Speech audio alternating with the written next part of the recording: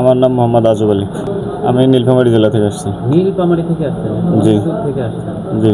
কিভাবে আসলেন আপনি? এই যে ফেসবুকে মোবাইলে অ্যাড দেখে আসছি। মোবাইলে অ্যাড দেখে আসছেন? জি। আচ্ছা।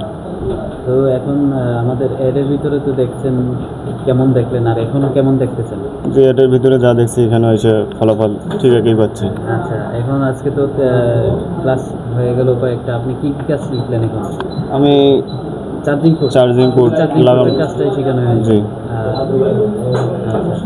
তো এখান থেকে কাজ শিখে আপনি কি করার প্ল্যান আছে আপনার? এখান থেকে কাজ শেখার পর নিজের এলাকায় যা একটু ব্যবসা করবো। একটা দোকান দিবেন? জি।